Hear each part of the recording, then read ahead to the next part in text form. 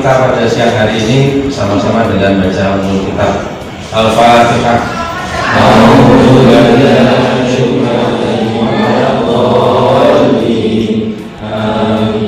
Raditu billahi rabban wa bil Islam dinan wa bi Muhammadin nabiyyan hanifan. Amin. Terima kasih. Kita lanjutkan untuk menyanyikan lagu Indonesia Raya.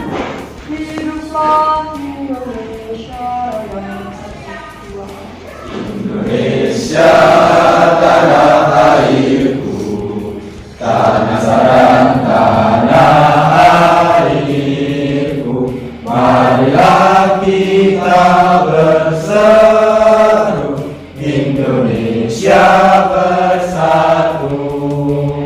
Ayah merdeka, merdeka, tanahku, negeriku yang ku cinta, Indonesia.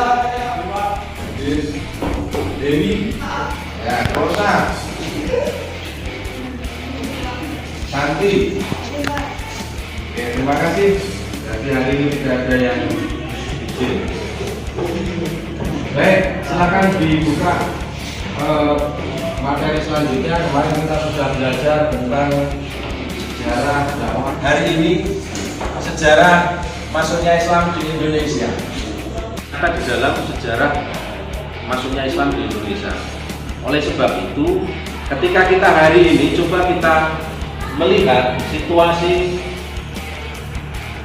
di Indonesia, bahkan sampai hari ini bisa masih kita lihat buktinya bahwa Indonesia ini menduduki peringkat pertama dari sisi jumlah penduduk muslimnya.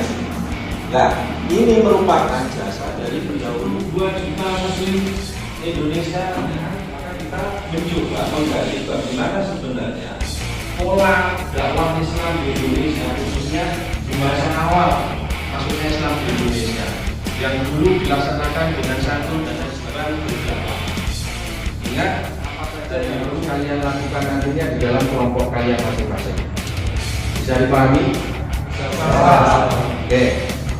Untuk mulai dari 1, 2, 3, 4, 5.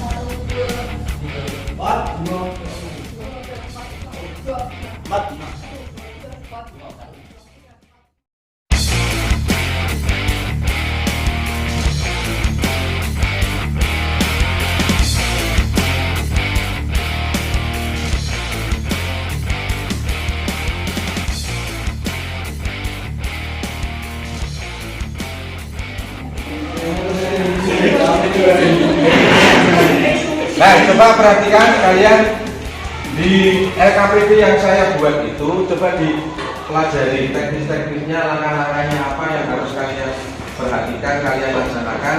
Kalau ada yang kurang jelas, coba ditanyakan. Silakan, mulai dari sekarang. Yuk, silakan.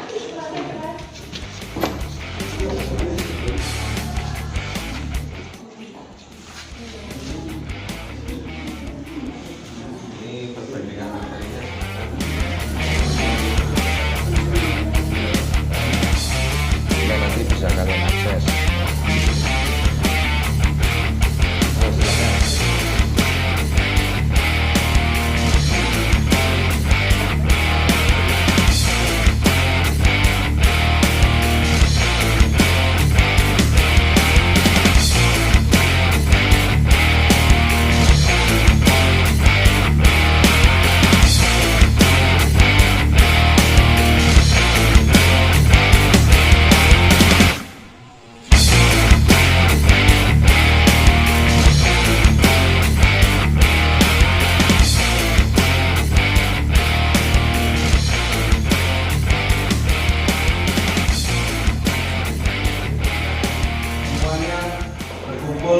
Menghadap ke sini. Ya, perwakilan nanti satu kelompok masing-masing 1 orang untuk mewakili. Bisa dipahami ya? Nanti silakan satu kelompok menampilkan hasil diskusinya untuk masuk sesi untuk presentasi. Silakan kelompok mana yang mau presentasi di sini. Ya, silakan kelompok berapa itu? Kelompok 5. Yuk.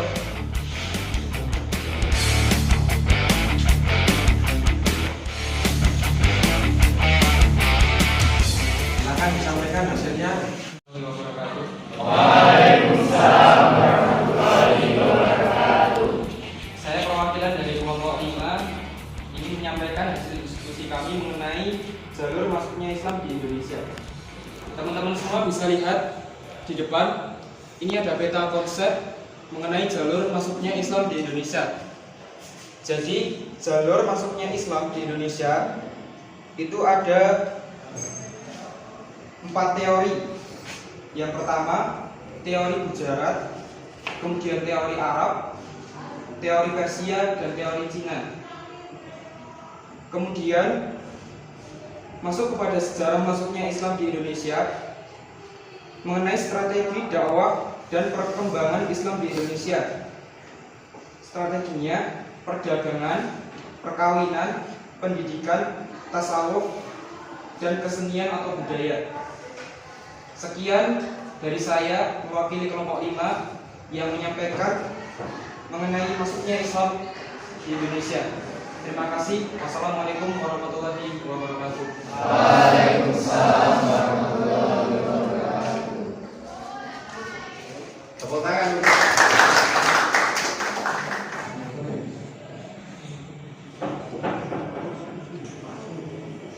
Assalamualaikum warahmatullahi wabarakatuh.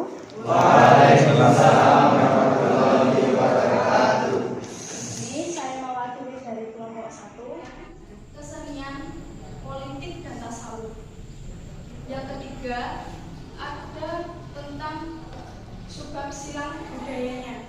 Sekian presentasi dari kelompok kami yang saya wakilkan. Mungkin dari kelompok lain ada pertanyaan atau saran, silakan. Siapa namanya? Kajian tentang masuknya Islam di Indonesia ternyata tidak hanya satu teori saja, tetapi paling tidak dapat teori antaranya teori Gujarat, teori Arab, teori Persia, dan teori Cina. Namun demikian juga buat dengan itu pendataan tentang teori masuknya Islam di Indonesia adalah teori Arab. Bagaimana pendapat kelompok ini?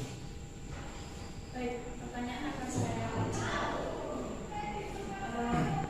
Orang Indonesia yang semula beragama Hindu tidak akan mau masuk agama Islam ketika orang yang mendakwahkan Islam berprofesi sebagai pedagang.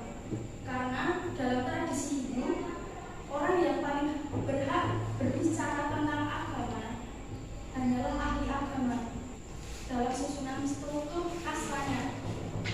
Sehingga diyakini bahwa penyebaran agama Islam di Indonesia itu.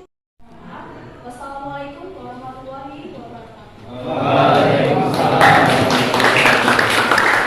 Teori yang memang secara fisik buktinya ada, meskipun ada yang menekankan bahwa memang orang Indonesia itu percaya sebagai pembawa misi dakwah. Tentu harus bisa mengambil nilai-nilai apa yang terkandung di dalam sejarah Islam terdahulu untuk diterapkan di dalam proses dakwah yang. Coba sebutkan strategi dakwah masuknya Islam di Indonesia sehingga bisa diterima oleh masyarakat Indonesia. Silahkan dijawab. Yang kedua ada seni ukir, yang ketiga ada aksara dan sastra, yang keempat ada kesenian, kemudian ada kalender, yang terakhir ada tasawuf. Tepuk tangan. Kita bisa mengambil hikmahnya. Suatu saat nanti kalian keluar dari sekolah kita, atau mungkin hari ini kalian yang aktivis-aktivis dakwah Islam, tentu harus bisa mengambil nilai-nilai apa yang terkandung di dalam sejarah Islam terdahulu untuk diterapkan di dalam proses dakwah yang akan datang. Demikian kalau misalnya sudah jelas, mari kita akhiri pertemuan kita siang hari ini dengan bersama-sama